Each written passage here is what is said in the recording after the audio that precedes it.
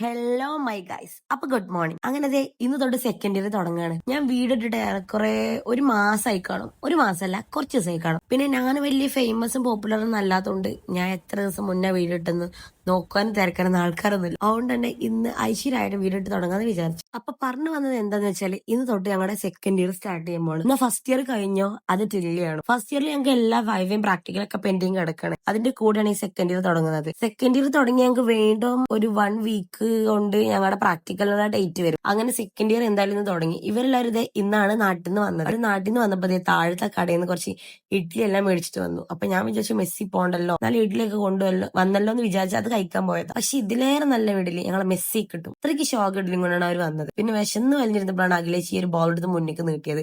അതിലാണെങ്കിൽ ഓള് വീട്ടിൽ നിന്ന് കൊണ്ടിട്ട് വേണ്ട സ്പെഷ്യൽ എന്തെങ്കിലുമൊക്കെ ആണ്. ഇതിന്റെ പേര് മുന്തിരിക്കൊത്ത്. ഇതെനിക്ക് ഭയങ്കര ഇഷ്ടപ്പെട്ടു. കുറച്ചെന്തോ ഒരു ഹാർഡായിട്ടുള്ള സാധനം, പക്ഷെ അതിന്റെ ഉള്ളിലുള്ള ടേസ്റ്റ് എനിക്ക് ഇഷ്ടപ്പെട്ടു. അങ്ങനെ അതും കഴിച്ച് പിന്നെ അവളെന്നെ കൊണ്ടുവന്നത് നെയ്യപ്പവും കഴിച്ചിട്ട് ഞങ്ങൾ നേരെ അങ്ങനെ ഡിപ്പാർട്ട്മെന്റിലേക്ക് പോവാണ്. ഞങ്ങൾക്ക് കോളേജിൽ ഫോൺ അലൗഡ് അല്ല, അതുകൊണ്ട് തന്നെ അടുത്ത കാഴ്ചകളൊന്നും പിന്നെ നമുക്ക് ക്യാപ്ചർ ചെയ്യാൻ പറ്റില്ല. പിന്നെ അങ്ങനെ ഉച്ചയ്ക്ക് ഞങ്ങൾ മെസ്സിക്ക് ഫുഡ് കഴിക്കാനുള്ള വരവാണ്. ചൂട് എന്നൊക്കെ പറഞ്ഞ ഒടുക്കത്തെ ചൂടാ ഗൈസ്. പിന്നെ വിശപ്പിന്റെ വിളി കൊണ്ട് ഞങ്ങൾ വന്നതാ. അങ്ങനെ ഉച്ചയ്ക്ക് ഞങ്ങൾ ചോറ്, അതായത് ബിരിയാണി ആയിരുന്നു. പിന്നെ അതിന്റെ കൂടെ ഞങ്ങൾക്ക് നല്ല വാട്ടർമെലൺ എല്ലാം ഉണ്ടായിരുന്നു.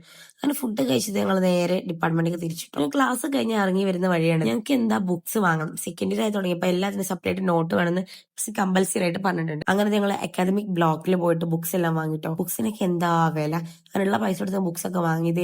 ഇത് ഞങ്ങൾ എപ്പോഴും ചാടിക്കുന്ന ചായക്കടയാണ്. ആ ചായക്കട അവിടെ നിന്ന് പൊളിച്ചു മാറ്റിയിട്ടുണ്ട്. പൊളിച്ചു മാറ്റി സങ്കടത്തിൽ നോക്കുമ്പോൾ താഴെ പോയപ്പോൾ അത് ചായക്കട താഴേക്കാണ് ഷിഫ്റ്റ് ചെയ്തത്. ഞങ്ങൾ അവിടെ പോയിട്ട് ചായ ഒന്നും കുടിച്ചില്ല, കുറച്ച് ഈ ഡ്രിങ്ക് എല്ലാം വാങ്ങി കുടിച്ച് നേരെ റൂമിൽ വന്നു.